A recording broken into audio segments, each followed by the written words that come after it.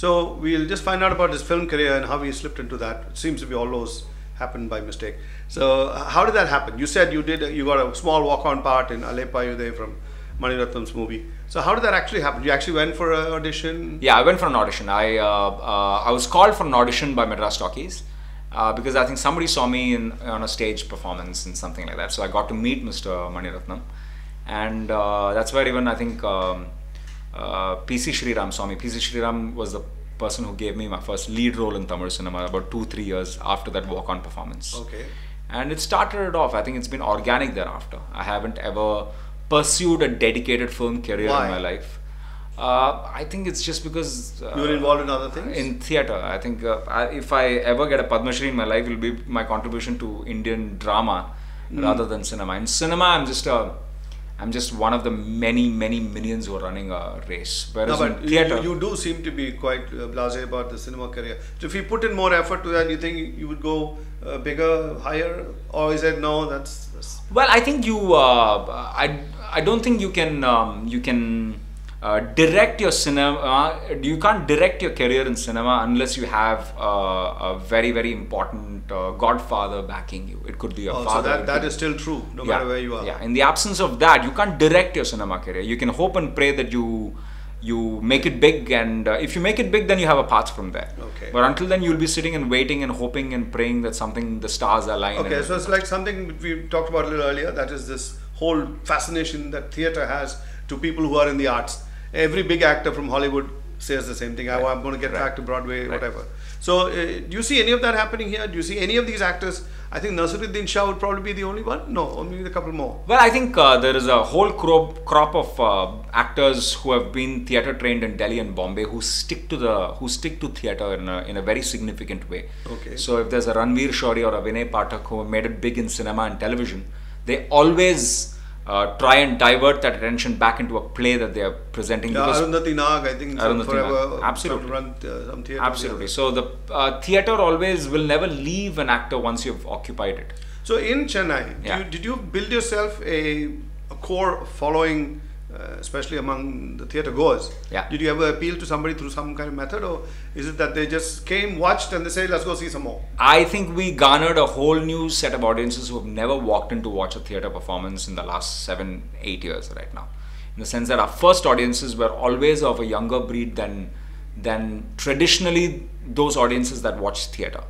Usually when I used to perform in college, I used to see only people of above 45 coming in to watch a theatre performance because they were habituated to it, whereas youngsters were far more wooed by multiplex cinema. Yes. So I think we changed that equation a bit. We made the place. So you made it cool to come into theatre. Cool. We made it into a cool hangout. Yeah, okay, which is quite different from being a stuffy little place where everybody had rules to follow. Absolutely. Go sit in your seat, don't youngsters chatter. used to be intimidated by theatre, and youngsters do not like being intimidated. They like to feel like it's a very. Oh, was it also the subject matter of the plays? Also, which theatre tends to be abstruse. To them.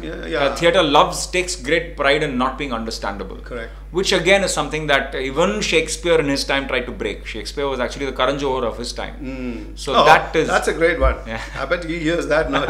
Karan Johar will be thrilled. He better be.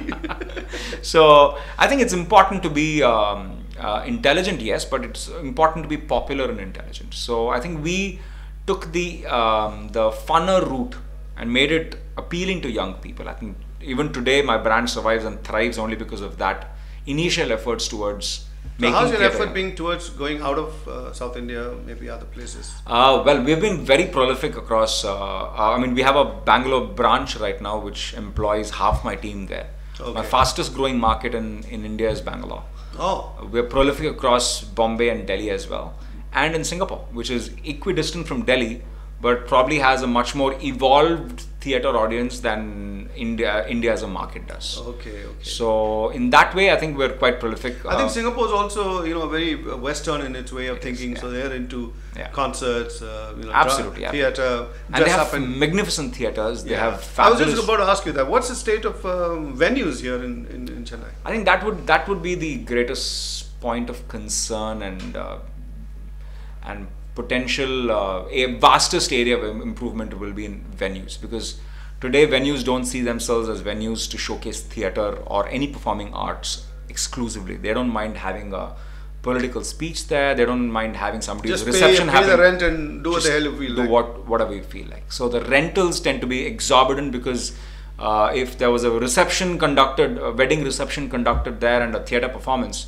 the person who can afford to conduct a wedding has a much greater budget. So everything from the tariff to the facilities provided to the maintenance of these spaces is not at all aimed at the theatre. Not performing arts friendly. I can imagine that. And that is unfortunate, but that's an infrastructure problem in the country. You think you'll be able to move this entire thing and take it down a couple of notches and go into schools, aim them into the schools, because Definitely. it's a huge market out there. I think the arts education in schools in the future, in the very near future, will be developed and delivered by arts professionals. Today, schools employ part-time music teachers or English teachers become drama teachers and stuff like that. That will change because I think parents have a further and further exacting needs for their children, saying, I want to expose my child to the arts, because they believe that curriculum-based education is not enough. Yeah. It has not to enough. expand. That's right. Yeah. But you see any within your experience, any school coming forward?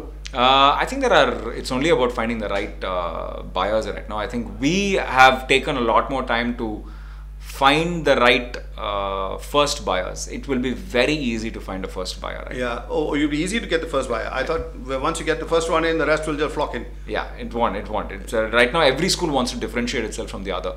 Okay. And today there is very little that can differentiate a school from the other because everybody's offering the same syllabi. That's true. Everybody are expensive. Yeah. And in a geography, there are 2-3 schools of repute and everybody wants to go to those schools. Now, how do these schools within their geography compete with each other? So everybody will have a comprehensive So have you arts pitched program. it like this to school authorities? We have multiple first buyers, but it's just that we are organizing ourselves with far greater. We're being more exact about it because arts education for children is a very tricky place. You don't want to get it right before you get it right. Before you get.